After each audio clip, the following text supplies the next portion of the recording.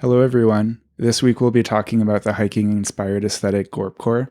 It was first identified in an article for The Cut in 2017, and it incorporates outerwear, technical fabrics, face concealment, and high-definition landscapes.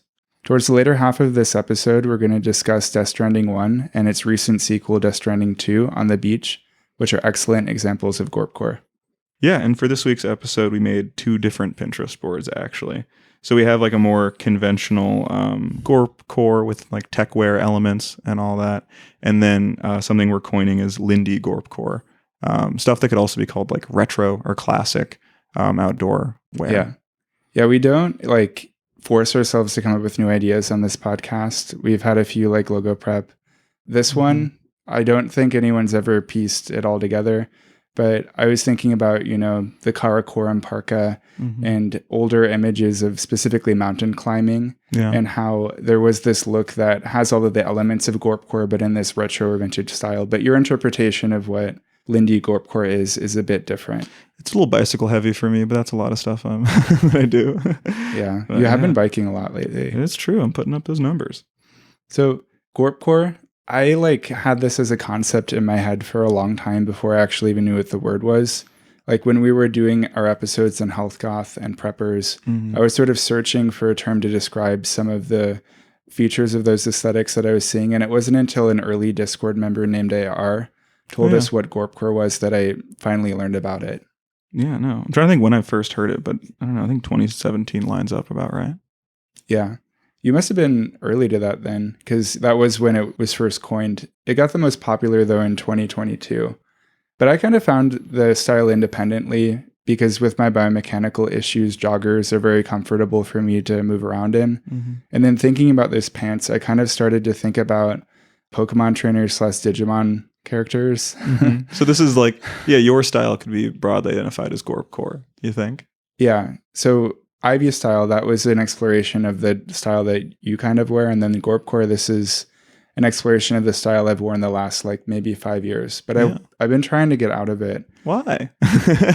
It's too casual and kind of schlubby for me. Like if I show up to work in joggers, I kind of feel like I shouldn't be wearing it there. I didn't think of it in a work context there.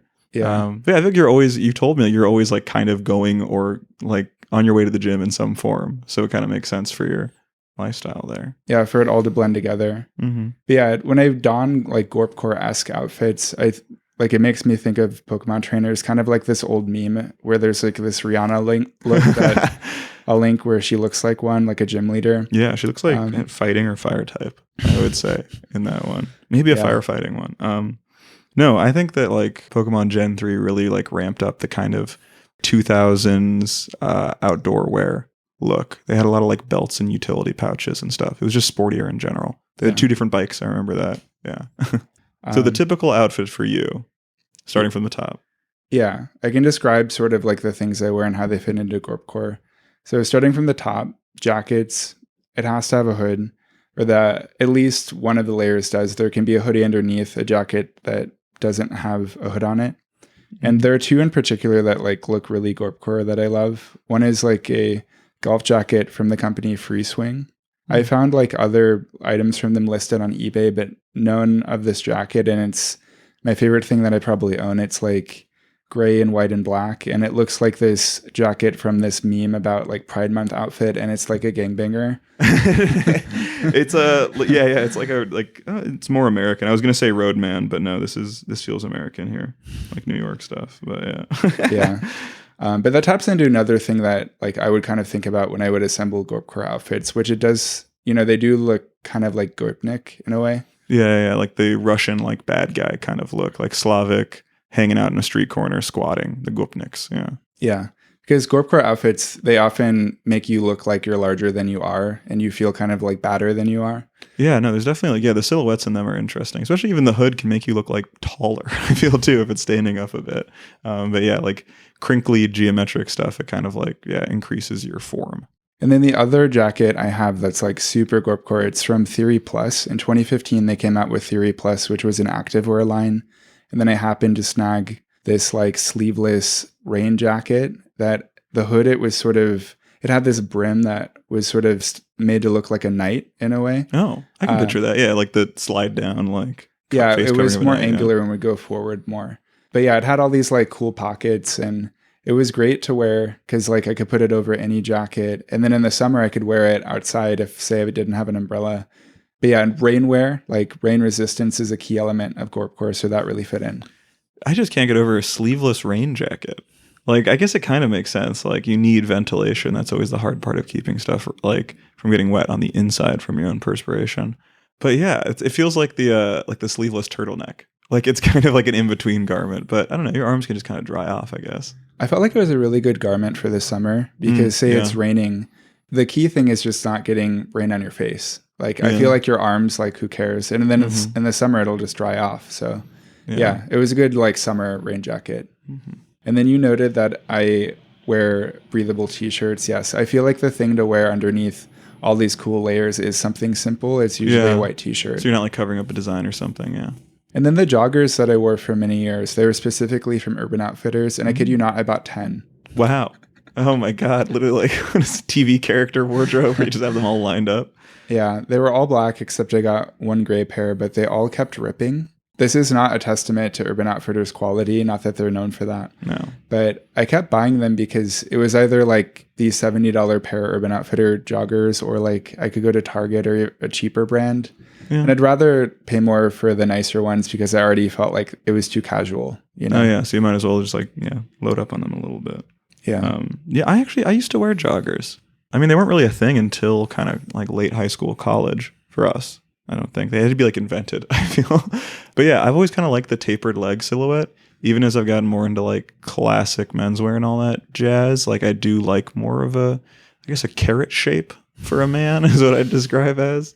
I don't know. Like I bought some bootcut jeans recently and I'm like, this is a change for me. Like this is usually I'm straight cut or something, or a little cropped or something. It's kind of like the Oscar award. Oh yeah. Ideal shape of a man is the Oscar. Yeah. It's peak performance. And then another thing I'll wear with my outfits, and this one isn't going away. The others I'm really trying to phase out, but my Fjallraven Kanken cross shoulder bag, it's just like as a pedestrian, someone who is running around the city the whole day, I need to bring like bananas everywhere I go. Do you actually like always carry a banana almost every day? I have like 2 with me. I like leave the house with 2 and then an orange usually every day. Wow. I can just do that. I think I might have mentioned this on the pod, but I was reading something about like daily life in the Victorian times, and they said that like the average man would be carrying a sandwich in their suit jacket, and it just blows my mind. It's like there's nothing stopping us from doing that nowadays. Like it just seems so smart, like just to have a ham and cheese sandwich in your pocket. Like it might get a little warm throughout the day, but yeah. I mean, there's real risk in bananas getting crushed. I actually do own like a banana holder. No way. Nathan, do you leave the house with a banana holder every day? No, it doesn't really fit in the cross shoulder bag, but I use it for my backpack when I do leave with it. Is it yellow? It is yellow.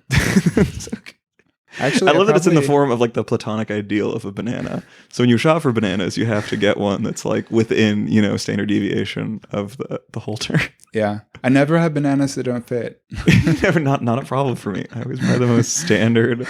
Yeah, not one of those Mondo ones you see sometimes, but yeah. Yeah. No, I feel the pull of the crossbody bag. It's just so damn practical. Mm-hmm. Like it's just the right amount. Like you don't want to wear a full backpack and get your back sweaty.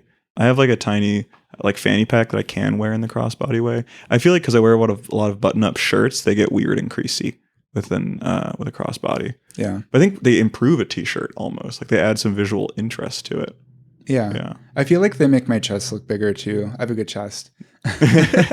No, I feel like when I hate wearing backpacks, so I have to wear one at work, and I like put the strap on across. I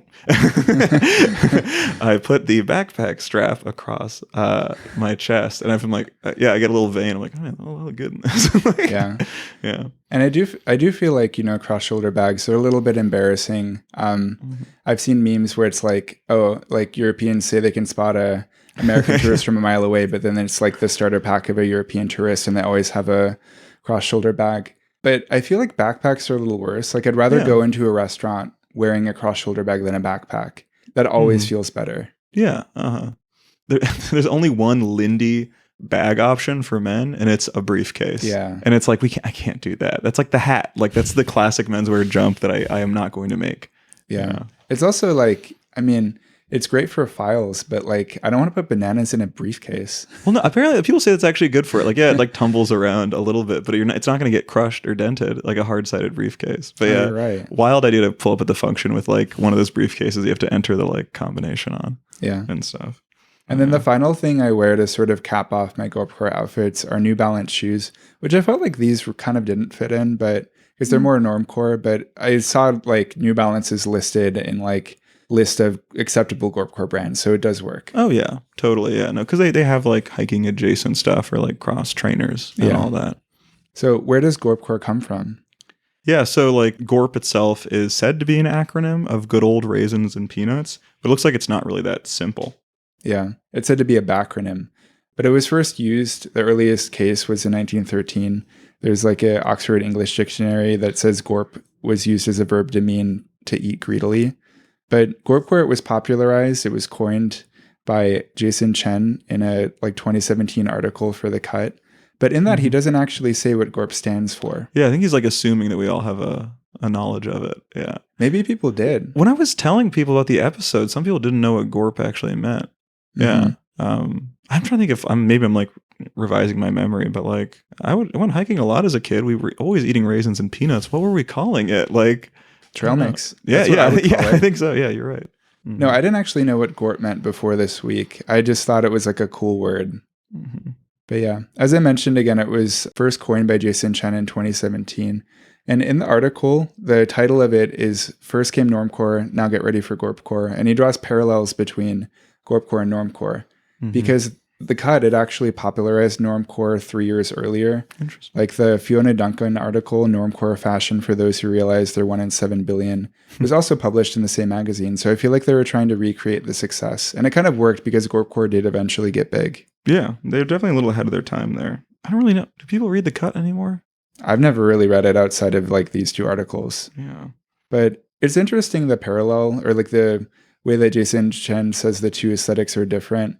He says that Normcore idealized the mall. This new aesthetic worships the woods. So the difference is that Normcore was a far more urban aesthetic. Like think about Seinfeld and how that was emblematic of it. And then the editorial that Fiona Duncan did, she had like 20 images of people she knew in New York City. And both of those just set the tone for Normcore being thought of as an urban aesthetic. Yeah, an urban aesthetic that implies that you have like, access and you go out into nature, but you just caught them when they're not in the woods. Yeah. Basically.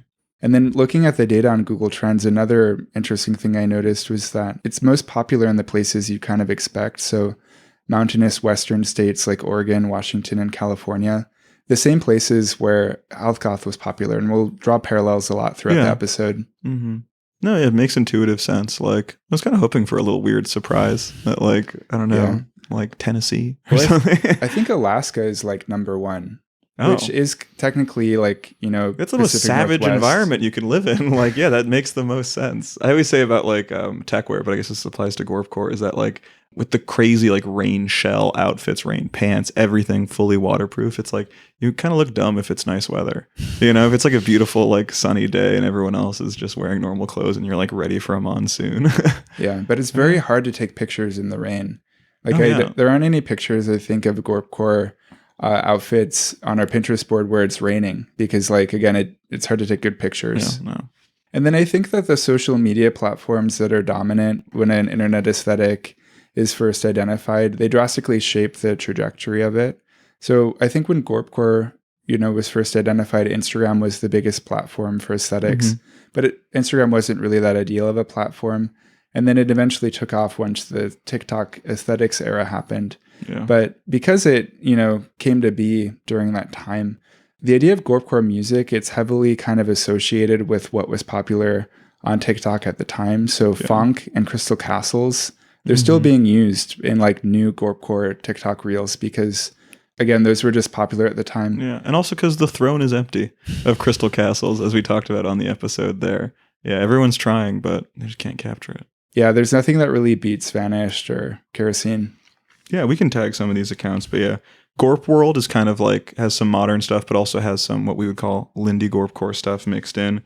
Gorpcore.jpg is like purely the new style of that. And then there's that guy you showed me, Demi Vin, who runs Demi TT7. And so he kind of is like a gorpcore shit poster, I would say. I would just say influencer. I don't think it's really that tongue in cheek. I don't know. His stuff is pretty like, he has him like, in a full Arc'teryx kit and face mask going into McDonald's and saying that he's doing it with no oxygen, no Sherpas. Like that's the meme for them, is like doing stuff, no oxygen, no Sherpas. But he also has a lot of videos of him, because he's Swiss, going into the Swiss Alps in these like beautiful environments, wearing head to toe gorpcore outfits. Like he's one of the best examples. Yeah, he's like actually doing it out there. I don't doubt that at all. But yeah, this is, man, I wish I lived in Switzerland. I don't know. The Swiss can be a little miserable people, but but God, they have such beautiful environs. Yeah. So what are the elements of gorpcore?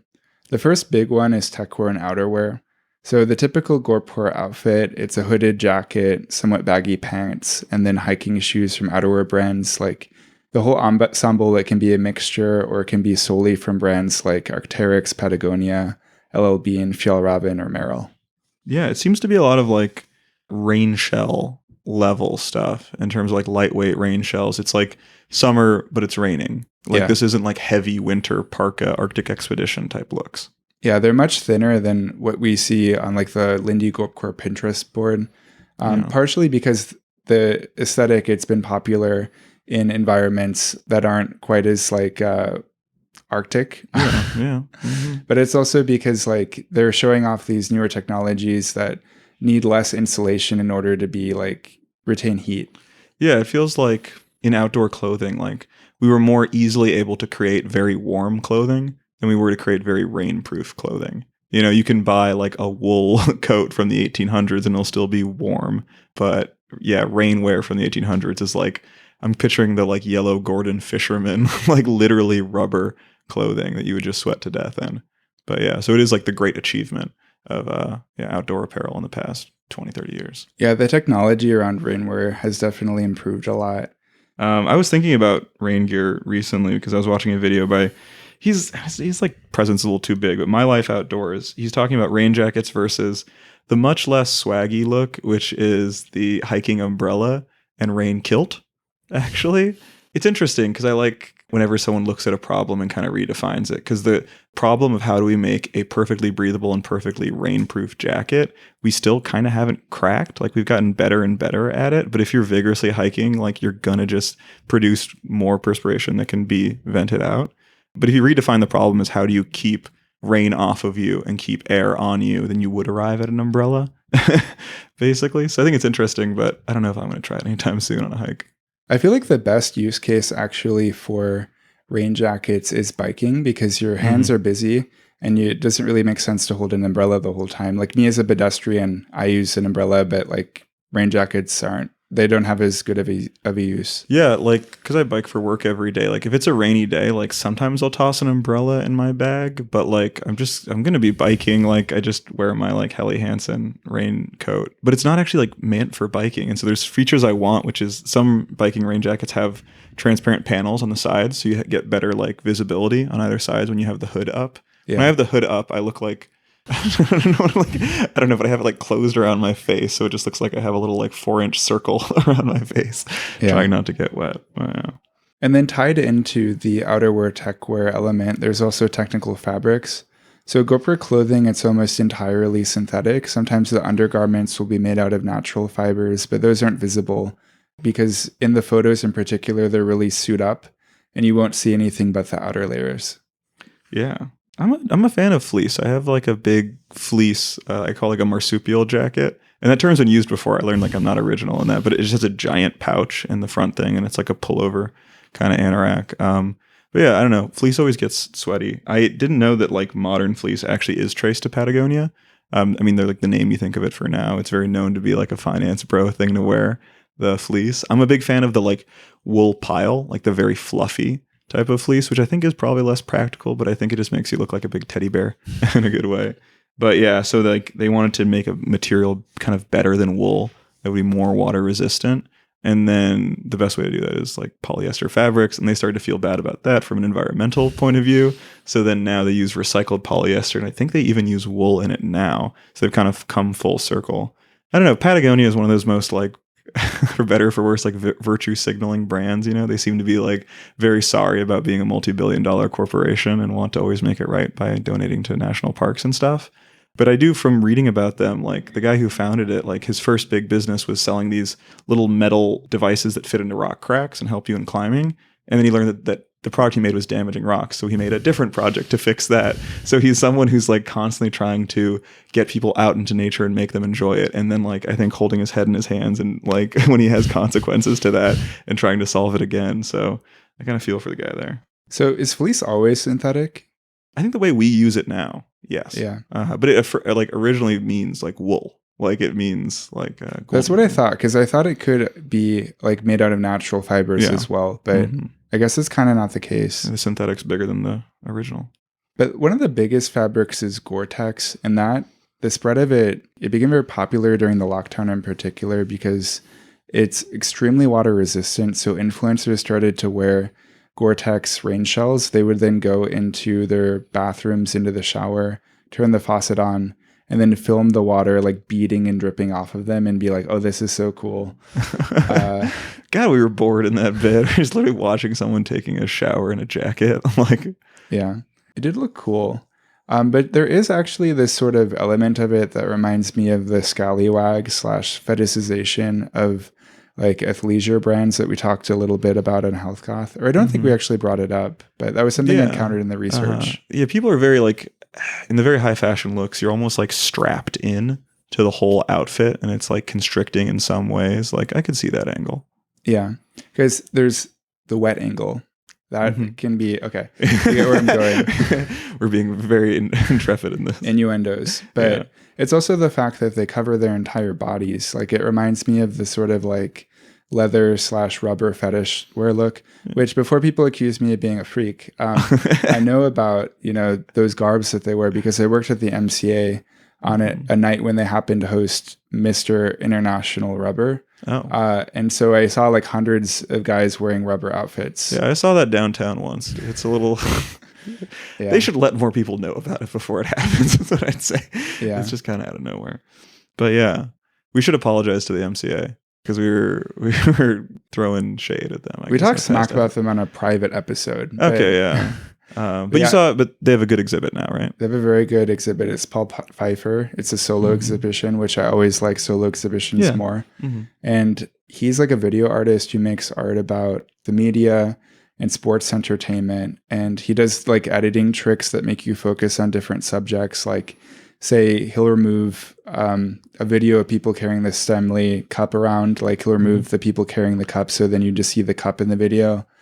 Like really interesting editing tricks. That's so interesting because, yeah, like sports is always seen as like the least worthy of art, I think, of everything. Yeah.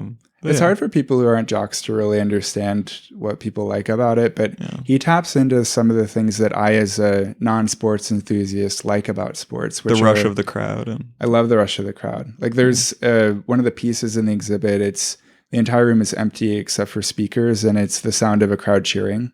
Oh. It's nice. Yeah, I got to see that. Yeah. But back to Gore-Tex. So Gore-Tex, it would be fitting if the prefix gore was the same for both, or it had the same etymology for both Gorp. Gorpcore and Gore-Tex, but it's actually different. So Gore-Tex's prefix, it comes from the founder of it, or the person who discovered Gore-Tex. It was Robert W. Gore, and he's actually the son of the guy who helped develop Teflon. Like this family of just like chemical engineers, I guess, genetically. Yeah. And the way he discovered Gore-Tex was actually just playing around with chemicals. He was conducting an experiment where he was like stretching plastic rods, and he actually got kind of frustrated and like jerked it really quickly, and it stretched it to an obscene degree. Ooh. And this like sort of miracle material that he created, each pore, it's approximately 1/20,000th of the size of a water droplet. So it makes it impenetrable to liquid water, but then it allows the more volatile water vapor molecules to pass through it. So basically water can get out but not in. And it's like sort of perfect for if you want to like climb in the rain. Yeah, no, I think it's the like in a lot of ways the holy grail of what we're looking for in outerwear. Because previous stuff was like waxed cotton that was trying to like get to the same effect. Basically, like cotton is breathable, but if we cover the outside layer in something that's like semi-permeable, then like maybe we can get there, but it can be inundated basically. Yeah, that's what my Fjällräven Kanken products are made out of, I believe, because I've washed my bags a few times and they say like you can do it 2 or 3 times, but then you need to reapply this wax and you can buy the wax from their website. Yeah, and they get you locked into the whole wax system. Yeah. I have bags made out of Cordura, which is pretty damn waterproof. I don't know how they do it. I think it's not breathable. That's the secret. Yeah, it's easy to make something that's waterproof but not breathable. Yeah. But you know what? Actually, Gore-Tex, you need to reapply what's called DWR, durable water repellent, to the outside of it after every 3 uses, which is crazy. Yeah, no one does that. Like, I can only imagine how many people have like spent tons on a Gore-Tex jacket and like wear it every day at work and probably wear it with like backpack straps, which is really going to wear off any material. And they just like never redo it, never refinish it. Yeah. But what's crazy about it too, it's like, I learned this from a good like video essay called The Dark Side of Gorpcore by the YouTube creator Wrong Trousers, which is kind of the only good analysis of Gorpcore I found, because most articles are like, this is a trend and celebrities are into it. Yeah, very like surface level stuff. But yeah, he brings up this really interesting point, which is that Gore-Tex, it's actually carcinogenic. It's made out of PFAS or PFAs. And the Gore-Tex products, you know, they help people enjoy nature, but they're actually really bad for nature.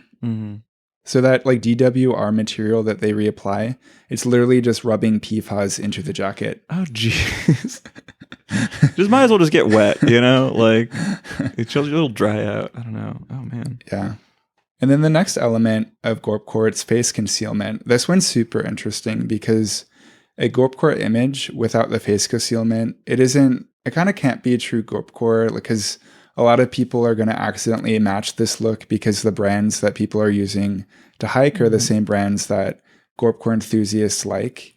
So the only way to really distinguish it between like just regular hiking and Gorpcore is like, you know, if their face is concealed and then if the image is super high def. Yeah, it's like turning it into a fit pic, basically. The like long held internet fashion tradition of obscuring your face to show off the clothes. Yeah. Because without it, it just looks like a vacation photo. You know, it just looks like, hey, I went to Grand Tetons.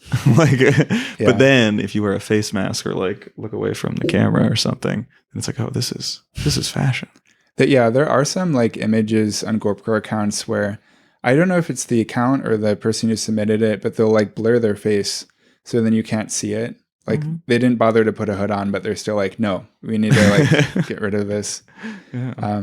And they do this with like hoods, baseball caps, sunglasses, and face masks. There's an interesting example from a Pinterest board too, where a guy is covering up his ears with headphones. You should be, if you are out in nature, you should be listening to the sounds of nature. Take your beats off. What the heck? I just think it looked cool. Yeah.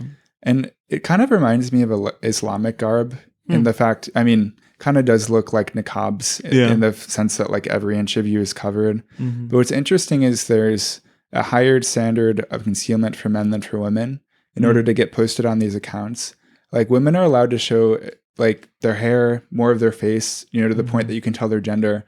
But then men, it's like, no, you got to cover every square inch. Yeah, a reverse niqab thing where the men must obscure themselves, yes, but the women can be free. Yeah. Interesting.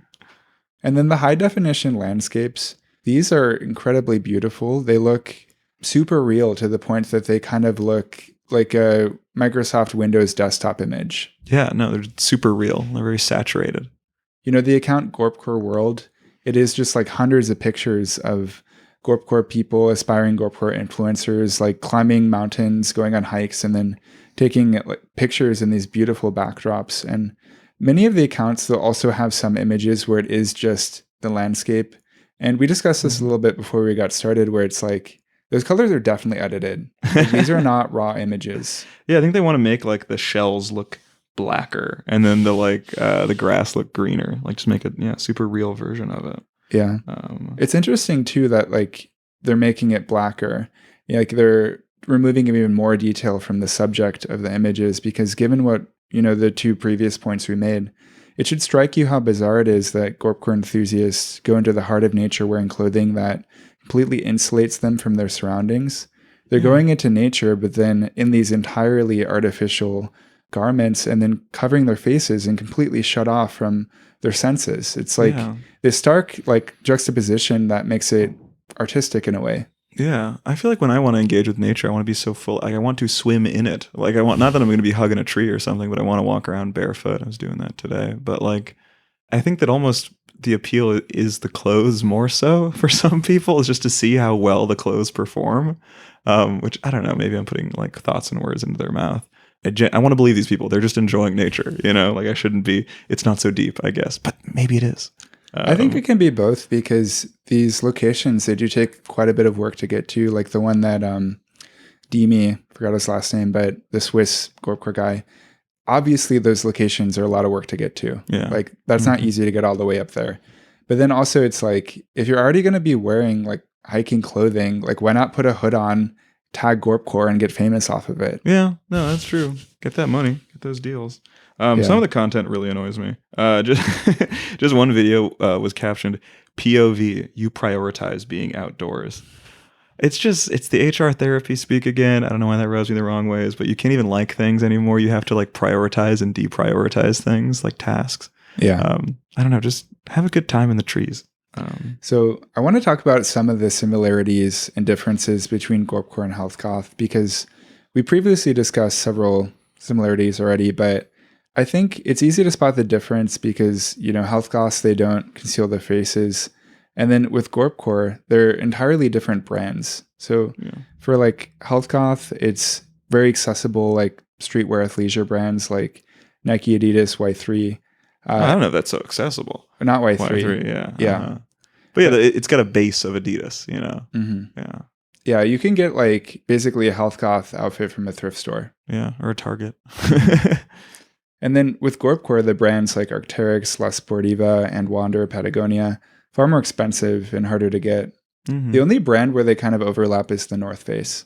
Yeah, the North Face pops up everywhere because there's definitely like old North Face advertisements are much more in the kind of like Lindy Gorpcore sphere as well. They've just been around forever. They're just like an American brand, Yeah. And then I don't think you know this, but we had like a recent like Patreon subscriber say in their like intro survey that like the main thing was they wanted to hear Healthgoth because we talk about it all the time. Oh, wow. Which is true. I feel like we do find a reason to talk about it regularly for some reason. I didn't even know we have an intake survey. Not many people do it, but yeah, I'll read it sometimes. Wow. But yeah, that was interesting to learn because I think it is just like very accessible internet aesthetic. And it was one of the early ones, so it had a lot of interesting things going on. Yeah, just the interplay between like, I don't know, in America, there's the two sides of outdoorsiness. There's the like, you're interacting with nature, it's about nature, and then there's about building your health, you know? And we've talked in the past about the difference between like right-coded and left-coded outdoor recreation. And right-coded outdoor recreation have, until recently, I would say, had less to do with health, you know? It's driving an ATV, it's like hunting, it's shooting. It's like not about the exercise you get. It's about like having a good time and getting something out of it. I guess maybe in the kind of like, I think like primal Liver King, even though we're in a very post Liver King era, I would say that guy is kind of exhausted the social media world. But I do think there is more of that. Like there's now a right coded way to be in nature in a physical health way. Yeah, I think that like for Healthgoth, their way to get fit was just by going to the gym, which is the urban way to exercise because you don't have access to nature. And then do you want to start to introduce classic or Lindy Gorpcore? Yeah. I don't know. This is like of personal interest to me because I like old school outdoor stuff. I think it has a certain like carefree and less like studied nature to it. I also just think that like the photography from the period is really fascinating. You can tell it's coming like from people who really enjoy the sport and photography at the same time. It also just has that spirit of enthusiast publications from that time, which in the era of the internet, like all these things have fallen away. You know, no one subscribes to like Backpacking Monthly or something. But I don't know. You can just tell like the love from this community. In the past episode, we've talked about the kind of mid-century American sportsman look. 50s and 60s like had a lot more in common with conventional tailoring, plaids, wool trousers and stuff. But starting in the 70s and 80s, like we have the rise of these new fabrics or just modified versions of natural fabrics. And so you have this kind of, explosion of Americans going to the outdoors and doing like greater and greater things and new sports popping up everywhere, kind of coming to a zenith in the 90s during the kind of extreme sports phase or I don't know. It's still around. You don't hear about it too much, but yeah, people are still kite surfing and stuff. So you would say that Lindy Gorpcore starts in the 70s or 80s? I'd say so. Yeah, late 70s. I would say the earliest it starts is with the Karakoram parka, because that was like very designed for the technical purpose of scaling the highest peaks of the Karakoram mountain range in 1953. So the 50s, I would say, is like the earliest precedent.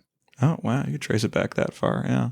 I think there's also kind of a, maybe less in clothes and more so in grooming, but there is like a hippie element to this era as well. There's a lot of like guys rock climbing with like unruly hair and beards. And so I don't know. I think that this is stuff that could only really, like, it's part of, you know, the casualization of America that I bemoan sometimes, but like it also meant that people were like doing more active things actually, and people didn't want to wear ties when they went hunting or like climbing anymore, like Teddy Roosevelt. Yeah. My conceptualization of what Lindy Gorpcore is a bit different than yours. I think the way to maybe frame the difference is that Lindy Gorpcore, from your definition, is more anti-essentialist. It's capturing all activewear, all outerwear from like this Lindy period from the 70s to 90s. For me, I would say it is a literal translation of what Gorpcore is, and then from like these prior decades, in the sense that like the images I found, they have men, women wearing like thicker, generally more colorful outerwear and jackets, and then their faces are concealed largely just with sunglasses, so more minimal facial concealment. And then they have high definition landscapes, but they're snowier. They're generally going up higher. They needed different equipment, say, to scale like the tallest mountains in the world, and that created the conditions for them to need to wear outfits that were more gorpcore-esque. Yeah, I mean, I could see that, but I just think it's like, I don't know, there was a lot of different like sides of the sporting world, and there still are today. But I think that like it's a little narrower in terms of the like modern gorpcore look. It's just a lot of hiking and stuff. But like in this period, in the opening up of the American outdoors to everyone through, I don't know, maybe a little bit of car access if you actually kind of think about it, but like through these new sports and ways of recreating.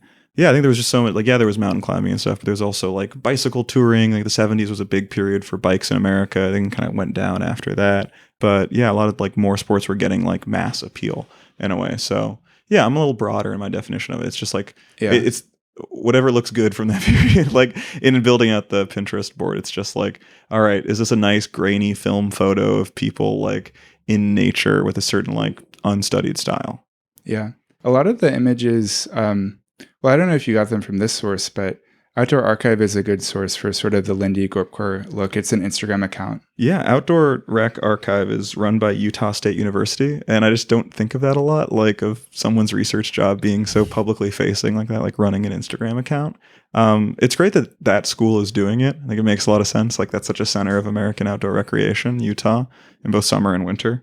But yeah, so they post these great photos. I think they probably scan a lot of them themselves from old like outdoor enthusiast magazines and advertisements. Yeah. And it's just, it does like put together the story of how we got here in terms of America's relationship with the outdoors. A constant thing is that you use the most extreme feats of athleticism to sell very regular athleticism to people, which is that, you know, you show the Karakoram being used to climb Karakoram, and then someone wears it for a walk around their local nature preserve, like the Cook County Forest Preserves, like something with no elevation. Yeah. Or they use extreme sports to sell Red Bull products. Yes, definitely. Yeah. I saw people actually handing out Monster Energy drinks downtown for Lollapalooza this weekend. Oh, wow. Monster's still around. I wonder if they're still suing everyone. No, I was given a Red Bull by a Red Bull girl at a bike race I was at last Sunday. It was the Chicago Grit criterium race. But yeah, I instantly said to them, like, this still happens? And they're like, yeah. They gave me a sugar-free Red Bull. I used to see people give out free products, snacks or drinks downtown pretty regularly. Like there was a summer in high school where there were people giving out like Sabra hummus like all summer long. But yeah, it's been years since I've seen it, and now it's really just drinks. Like one time there was like a Pocky truck outside of Whoa.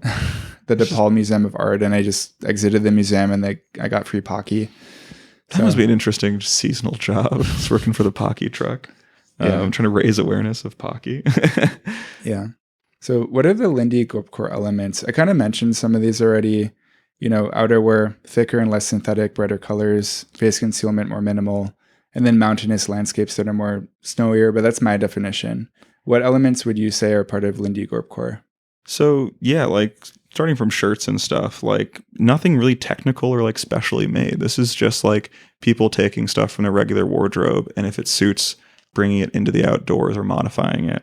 Patagonia's first products they actually sold clothing wise, besides the little like metal rock climbing things, were actually rugby shirts, which are beloved by rock climbers because they're very hard wearing. You can scrape them against a rock, you know. And also the collar can protect you from the sun. If you need more ventilation, you can unbutton the front. So it's just a very like practical garment. But yeah, and then also like just ratty cotton tank tops. I feel like you see those in the like great sports photography of the 80s regarding rock climbing. But yeah, and then a lot of short shorts. Again, this was the 70s and 80s. This was a high watermark for short men's shorts. And you see a lot of jorts too, which I wouldn't reach for, I don't think, for outdoor stuff. But again, like denim is very hard wearing. It's naturally antimicrobial to a point. But yeah, I watched a video about RAGBRAI, which is the bike race across Iowa, and there was a concerning amount of jorts in that. And if you look at photos of it now, like I think it is a ride that attracts, yes, some like serious cyclists, but for a lot of people, they like don't bike the rest of the year and then they go on RAGBRAI. And I think part of the process is like getting all kitted up in the nicest like spandex stuff. But it's like, man, in the 70s, people were doing this on like a Schwinn lady's bicycle and a pair of jorts. But yeah, there's a lot more seriousness now. Yeah. I personally would not want to wear short shorts while hiking or doing other outdoor activities just because like the breathability, it isn't worth the risk of like stinging nettle, poison ivy, or ticks. I don't want those. No, that's true. I don't know. Maybe it's just from being a summer camp counselor, but short shorts all the way. Yeah. But I have had to pull a tick out of kids before. Now, I removed a tick using a credit card. You use it to push the tick out. If you try and pull it off, it'll break off the body and leave the head in, which is no bueno. Yeah. Yeah, and then brands for the kind of like Lindy Gorpcore stuff. In the purely Lindy, I'd say like LL Bean, Land's End, Orvis. These are all a little bit old school, a little bit fuddy-duddy, I guess you could say. They're just not cutting edge, and they're definitely not anywhere close to techwear in their appearance. Like they're not geometric, cool, designer, asymmetrical, or anything. They're like very normy. Yeah, and then straddling the two worlds from like Lindy into Gorpcore, like we mentioned, North Face. You know, it's very old, but they're also like seen as cool and modern. And then Gramici is like a climbing brand that, yeah, they have great like climbing pants and stuff. Where would you think you would go to like buy Lindy Gorpcore now? I mean, I watched a video on it's kind of clickbait, but I clicked it. But it's like our modern backpackers week. It's by this guy Eric Hansen, and he just went around and bought a whole bunch of vintage backpacking stuff off of eBay. Some of it was weirdly expensive, like $150 for an exterior frame backpack. But yeah, so that's like a good source for this stuff. I didn't watch the end of the video, but the idea is like, yeah, you can do it. Like, you know, like it's very nice to have modern technology and all of that, but a lot of it holds up. There are a lot of like modern but retro brands, like Fjallraven itself. I feel like they have a really good color scheme that kind of matches the brighter colors that you see on the Lindy Gorpcore Pinterest board, like the yellows and reds in particular. Yeah. As we've said, like, you know, modern Gorpcore can be pretty like grayscale a lot of times. There's an interesting kind of like white or off-white variant I've seen. It seems the most high fashion of all of them. It's like someone in like full cream head to toe with goggles and like in a very stark white desert landscape. Yeah. Some of the colors they wear too, they're sort of natural. Like they might be one of the colors in a camo color scheme or palette, like a brown or a top. I'll admit to, I don't know, I don't want to give brands too much credit, but I was really into Topo Designs for a bit. I mean, they're out in Denver, maybe the gorpiest of like American cities besides Pacific Northwest and all of that. But they kind of go for a very blocky, like they have a lot of color blocked items, which is going for that kind of like 90s, late 80s outdoor look.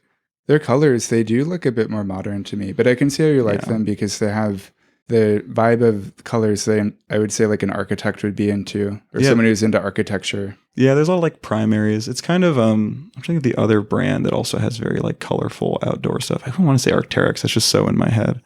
And then I would think like there are places that you can get Karakorum jackets. Eddie Bauer, they had like one that they released in 2023. It seems like they're discontinuing it because it's on sale. But I found a brand called Usage, which is selling Karakorum jackets that have like pretty vintage colors. Ooh, nice. Yeah, those go for way too much on eBay. Karakorums, like they have this legendary status, basically. And then now I think we can start to talk about Death Stranding. Death Stranding, it's a video game by the creator Hideo Kojima, who's very famous. Yeah, if we're gonna talk about any video games on here, like we did the Pokemon one, but Hideo Kojima, I will always respect that guy. I feel like he gets to sit in a different class versus other video game designers. Death Stranding, it feels a lot more like art. It has a bit of a cult following because it has a very strange premise. So the plot is very convoluted, but essentially a sixth extinction starts after the human world and the afterlife start to connect and interact in different ways. And the protagonist of the story, he's Sam Porter Bridges. He's played by Norman Reedus, the guy from The Walking Dead. And he's a porter who transports goods between the cities and preppers that have managed to survive the post-apocalypse, basically. Yeah, and he was inspired by these the Baka porters of Japan. So they're basically these guys who keep all the like hiking guest houses on various Japanese trails like supplied. They apparently used to use horses, but that was messing up the trails, and so it just falls on these guys to carry around like 200 pounds of gear up to these mountain houses. Yeah, they don't look very aesthetic because the boxes they're typically carrying are cardboard, and their outfits are not like kitted up like gorpcore influencers. No, yeah. I don't know. I think they look kind of charming. Like they're often just wearing like a cotton t-shirt and they're wearing this like wooden apparatus with all these cardboard boxes stacked on it. And then the actual look in Death Stranding cargo wise, I think reminds me more of like Pelican boxes. Like, like people work in film production or any kind of field where you have very expensive equipment. You put it in these like hard shell cases and they can often lock and strap together. I think that's where he drew his kind of modular inspiration from. Yeah.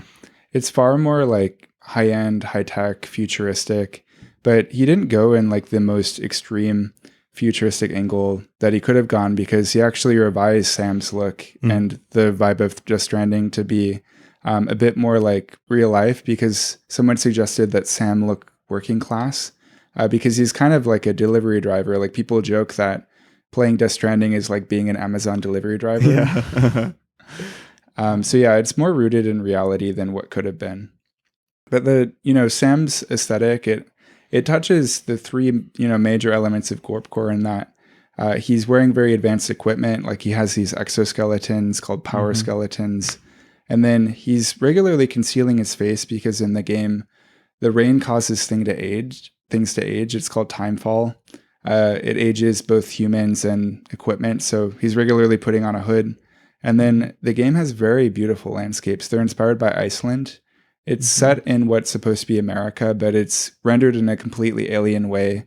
And yeah, the environments are very beautiful. Yeah, I played Hideo Kojima's game before Death Stranding, which was Metal Gear Solid 5, and I was just blown away at how good the rocks looked. That takes place in like Afghanistan and Africa. But it just like really reminded me of being back in Las Vegas, actually. I was just, I don't know, not that I'm like a complete rock hound or something, but yeah, they really cracked the code on that. I mean, the like graphics for the second game are so good. Like they're kind of the best that the PS5 has ever had. Yeah, when I clicked on the links and stuff, like they made Norman Reedus look so much like it's not a rendering, it's just him. Like they pulled it off. It's kind of crazy. Yeah. They're fully out of the uncanny valley, it feels. I once encountered something in art school. It was a video essay.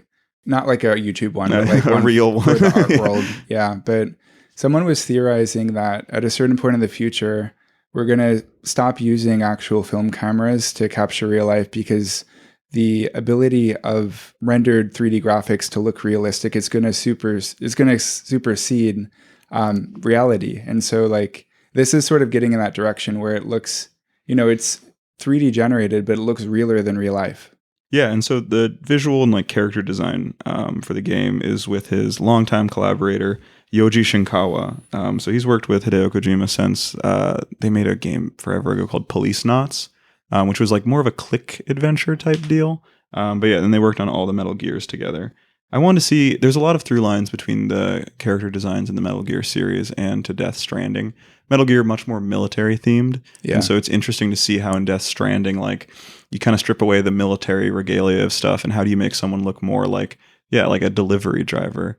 And it's funny, it's not something we have in America, but in other countries, delivery drivers kind of often wear like a full onesie, like a boiler suit as people call it. And I think that is more similar to like what Norman Reedus wears in there. But one like kind of Yoji Shinkawa constant thing, I think, throughout all of his works is very wide thighs tapered down to little feet. basically. Like it's a design you see in Metal Gear characters because they're wearing military stuff, so often like pants tucked into boots, very militarized look, and then stuff strapped to your legs. I think the most extreme would be, God, I'm really showing my video game knowledge here, Metal Gear Rising: Revengeance, which I never played, but that has like a cyborg samurai character who's like 2 people wide in terms of thickness. But yeah.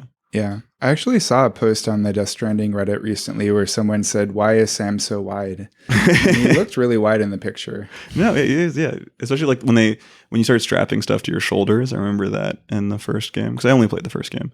But yeah, he's just stacked. Yeah. Because they scan actors for the video game, like Norman Reedus. There's also Guillermo del Toro. There's Mads Mikkelsen. But that doesn't mean that they don't then alter the models. Like they will make characters have like, more muscular bodies or be taller than they are in real life. Yeah, they got him in great shape. They got Norman Reedus in great shape in there, but that might be accurate. But yeah, this character designer, this is one of the many like deep cuts on Hideo Kojima that are a bit foreign to me as someone who didn't grow up with video games, because I only got a PS5 like 2.5 years ago, I think. And so people have all these opinions about games and production companies. And here I am just like, oh, I like this. And I don't have to like critically analyze like whether a new game coming out is like going to be better than the game I played 10 years ago. Yeah, there's like almost more Hideo Kojima lore than there is like Metal Gear lore, I guess. Yeah. But I came to it late. I never had like PlayStation products growing up, and they were pretty locked into that system for a while with a few exceptions.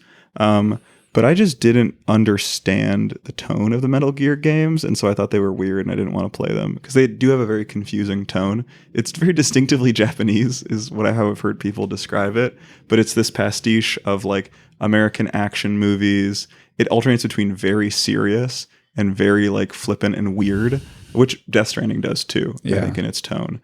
But yeah, once I just kind of learned to embrace like the tone is there is no tone, then you can actually enjoy that series a lot more, I think. Yeah. Like with Death Stranding, the original one, it's like, it's all about human connection, but then the main character hardly talks and you don't really like see him connecting with anyone. Like it does have a strange tone. Yeah. And then like whenever you talk to people, they're just like a hologram. Yeah. And then like, yes, you pass other porters, but you just go like, hey. Yeah. So I think a lot of that was improved in the second one though. Yeah. I've been playing that now for like, I think it's been out for over a month, but it came out for a week. Then I went to Europe for 2 weeks. So I had a bit of a break and I'm only halfway through it. I thought I would be done by it by the time we did the Gorpcore episode, but I'm nowhere close because it's a huge game. Yeah. I don't know. I kind of fell off. I never finished the first game. I liked the hiking part, and then as you get better and better at it, you start building highways, and I didn't like that. Not that I'm that hard line of an urbanist that I'm like not going to, like on principle, I'm not going to build a highway. But it became more just like pointing myself down a road when I rather just like clamber over rocks and pretend I'm back hiking. Yeah, for me too. It's like, I don't like driving. I'm actually very bad at driving in video games because I have no real life experience. Unless they improved it in Death Stranding 2, the vehicle control is terrible. Yeah, it's really hard to use. Yeah. I think it is a little bit better. They should improve that. But yeah, you build highways in the game. But okay, the second one, I don't actually know how it ends, so I won't even be able to spoil the plot for you. But the premise of it is basically he's doing the same thing in the second game as the first one, which is connect all of these cities and preppers in the United States. But he starts out in Mexico, then he goes to Australia. And it's gotten much better reviews than the first game, and it's warranted because the game just feels like so much more fleshed out. There's more to do. There's more activity. It doesn't feel as empty. The first one was interesting in that it felt so alien and how empty it was, but this one, it's just more interesting. Yeah. I mean, the first one, it's this weird phrase that Hideo Kojima used and gets like repeated a lot is like, it was the first Strand type game, which is a made up phrase. Like it shows how like hard to understand and how like he is like a true auteur in a lot of ways. He seems to make his own kind of like jargon to describe his ideas. But yeah, the story comes from the fact that like he talks about this, like, I think this Japanese poet or someone who was saying that like man's first invention was the stick to keep people apart. And then only after that did he invent the string to hold them together. And so every video game before this is about sticks, but this is the first Strand type game about bringing people together, which I don't know. If anyone else said that, I think I'd find it annoying, but Hideo Kojima is just charming. He's inscrutable too. Yeah. The second one, the trailers talk about how now Sam needs sticks and there's more fighting.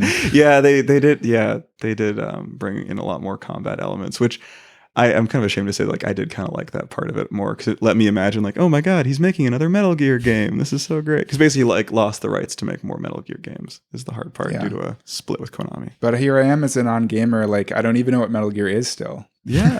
No, well, believe me, it is hard to figure it out. It has maybe the worst, like, the most convoluted lore in the world. At some point, like, the president of the United States is secretly, like, piloting a mech that's destroying the world and stuff. Yeah. It's all gobbledygook. So back to Death Stranding 2. So it's also gorpcore. The aesthetic is essentially the same. There are so many like bizarre elements though to the character outfits that aren't gorpcore but just feel so surreal. Like Fragile, Leia's, how do you say her last name? Sado. Yeah, she has these like gloves that move and just are independently operating that are like a necklace around her neck. Yeah, I think for better or for worse, this is like one of those things about being an auteur is that no one says no to his weirder ideas. They're just like, okay, yes, how do you want the hands animated? It's just kind of like enabling this weird stuff. I saw that thing about Doll Man. There's a doll hanging off of you in the second game, like a ventriloquist dummy. Yeah, it's sort of like how BB would, react to things as Sam moves through the world. In this one, it's the spirit of an adult man and a doll that's at his hip. This is the kind of stuff that kept me away from Metal Gear, because there's like a character whose soul gets stuck into an arm and gets transplanted on someone else. That person starts having his personality traits. It's that kind of like playing it fast and loose with sci-fi that I've since learned to appreciate. Yeah.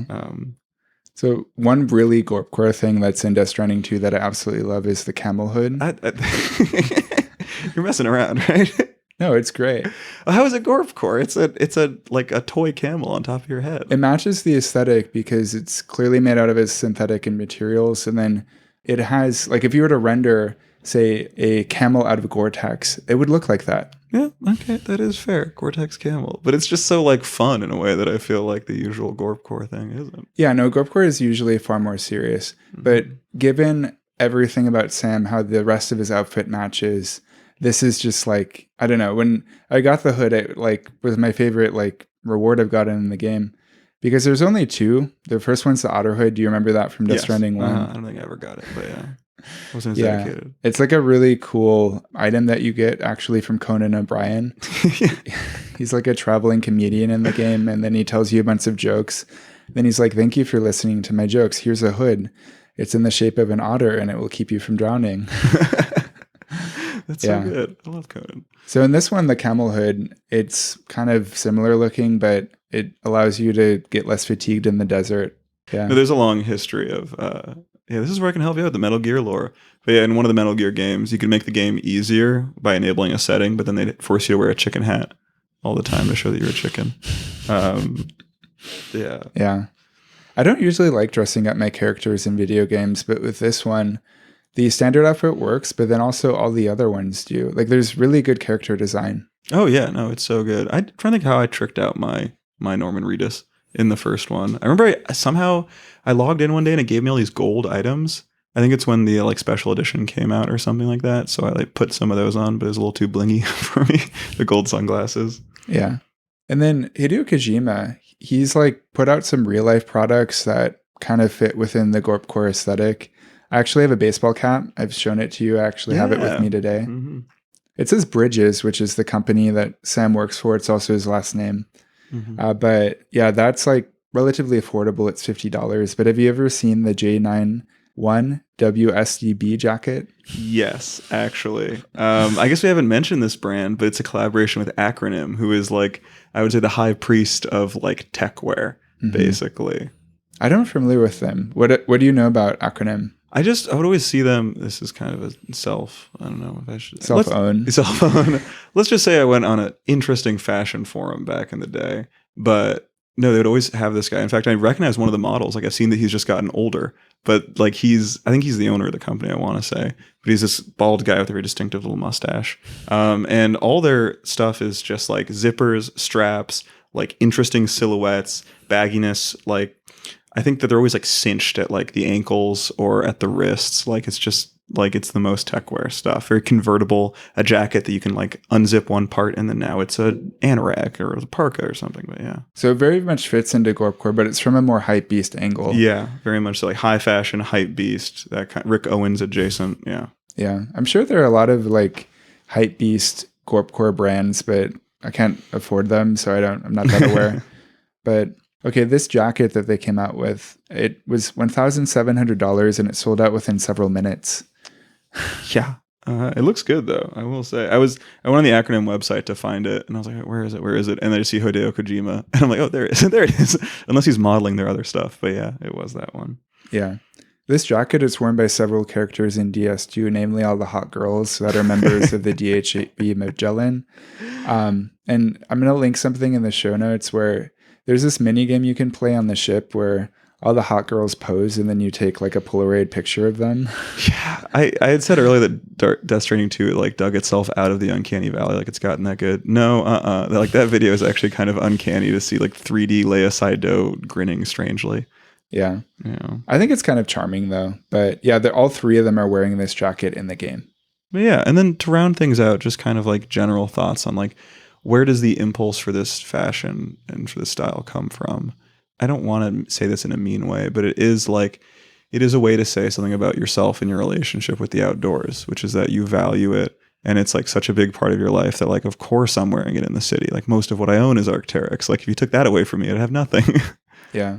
I have the theory about this for both these like hiking brands, but also the workwear brands as well, like Dickies, where a lot of the appeal and the reason people have started wearing them is because the quality of standard clothing has depreciated so much due to fast fashion that now the only way to get high quality clothes, if there's a use case for them, like say these hiking brands, they have to maintain a certain quality that they can't really cheap out on. And so that's why people are seeking out better quality clothing from these brands. That's so, and like never really thought of it in that way. I remember you saying something to that effect on the workwear episode. I didn't draw that like parallel over to outdoor stuff. Yeah, because it's like in the era of fast fashion, like clothing manufacturers are playing a game of chicken with the consumer of just like how much worse can we make this before people finally start exchanging it.